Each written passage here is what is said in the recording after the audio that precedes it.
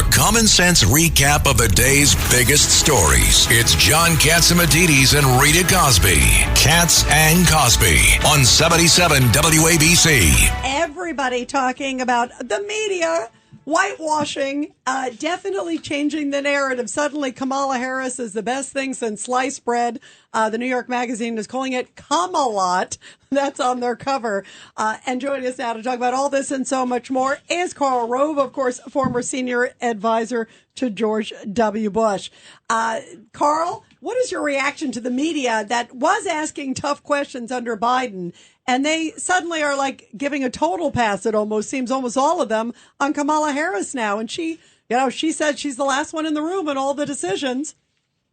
Well, first, they only asked tough questions of Joe Biden after many, many months of clear deterioration in his mental acuity and physical stamina, and then the disastrous debate, and that ramped it up a lot. But frankly, I'm shocked. I'm completely and utterly shocked that the media would leap to the defense of a liberal Democrat candidate for president. It never happened before. Right. It never happened before. They've always been neutral and they've been balanced and fair, but for them to jump to, it's just shocking to me. Well, what did we expect? It's the media. And the media is going to jump in to her defense. They did so for months and months and months.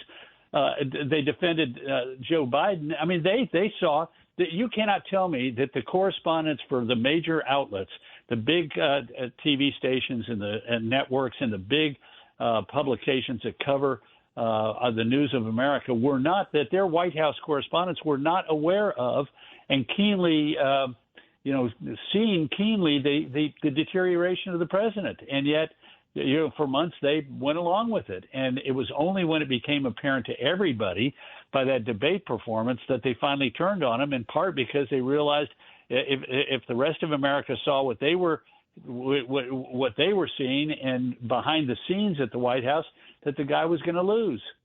Yeah, what do you think happened to Karl? There's still been all these stories, Biden is saying, oh, I just decided to move on. What do you make of all the you know the White House well and the way things work?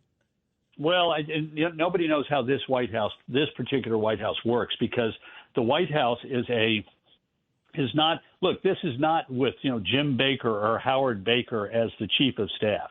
This is, in essence, Senate staffers who are used to getting their orders from the boss. The president made this decision, I think, in concert with his family, and particularly his wife, as we're supposed to call her, Dr. Jill, and his sister, Valerie Biden Owen.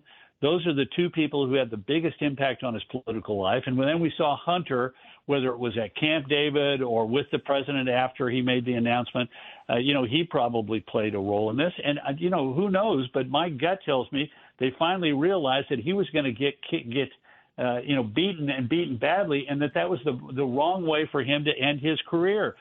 Imagine if he had remained on the ballot, and imagine that we'd had another debate like we had in July.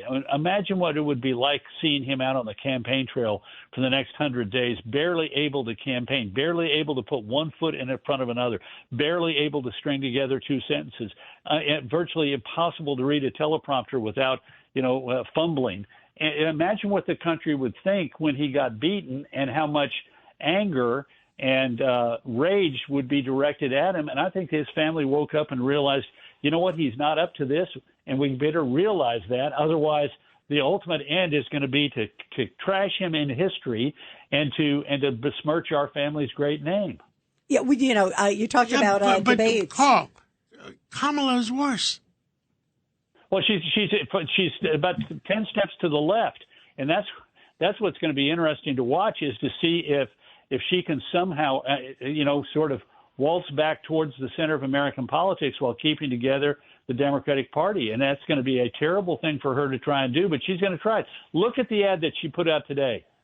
You would not know that she was the prosecutor in San Francisco, and was basically pursuing soft on crime policies. That she took on murderers and abusers.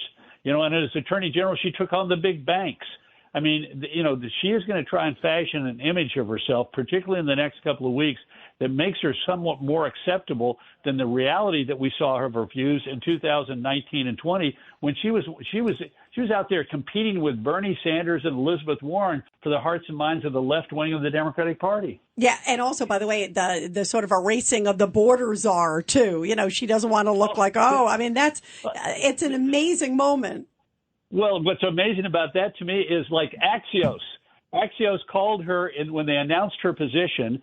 At the beginning of the Biden, they said czar, border czar. And yet yesterday it's like, well, we made a mistake. We shouldn't have called her the border czar. Well, wait a minute. Weren't you supposed to attack the root causes of illegal migration? Was there somebody else who was the, quote, border czar and put in charge of policy regarding the border? Now, it was the wrong nature of the policy. You can't just look at the long-term, what do we do long-term to discourage people coming from, in her case, 3 countries, Guatemala, Honduras, and Nicaragua. Most of the illegals that we have coming across the borders come from other countries.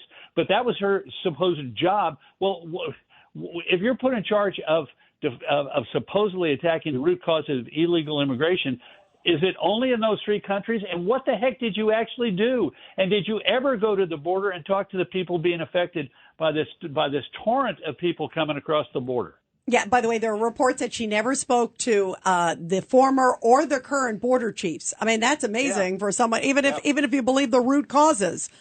Yeah, absolutely. Absolutely. And again, what did they actually do to discourage people?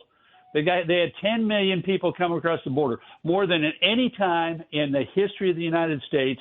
This administration has presided over a bigger number of people coming across the border than at any time in history. So what did exactly she do to try and discourage illegal migration? Come on, if that was your job, please describe what you were doing for 3 years and why it apparently had no effect at all. By the way, did you hear Senator Elizabeth Warren just came out recently and said that she's all for Kamala because she believes she'll push for a pathway to citizenship for all these people. I mean, that seems like the plan there, Karl. Well, look, I've heard this talk, we got to be concerned because the Democrats are going to legalize all these people. You cannot do that without 60 votes in the Senate. And what happens if they have a Republican Senate or a Republican House or even a Democratic House by a few seats? Do you think every Democrat wants to walk off the cliff on that issue? No. What do you think is going to happen, by the way, with VP, Karl, for her? Who would you pick if you were advising her, if you could put your hat on? Wait. Who's calling the shot? Yeah, who's calling the shot? That's a good question, too. Well, she's going to call the shots. I mean, it's the idea that Barack Obama has big purchase over her or over Joe Biden is ridiculous, and so she's going to make this decision. And look, I'm following it like the rest of America is. First of all, she's been very smart about this. She's introduced a variety of very interesting Democrats to soften the image of the Democratic Party. We got the governor of Kentucky. We got the governor of North Carolina. She talked about Whitmer. Polis popped up. Buttigieg is out there. But I think it's going to come down to Shapiro or Kelly. And if I had to bet, I'd bet on Kelly. Yeah, I think so too, Karl. Well, that was Barack's choice. Yeah, that's right. That's right. Other than that, he had nothing to do with it. Yeah. Karl Rove, thank you. Thank you, Karl. We love you. Thank you, buddy. Appreciate it.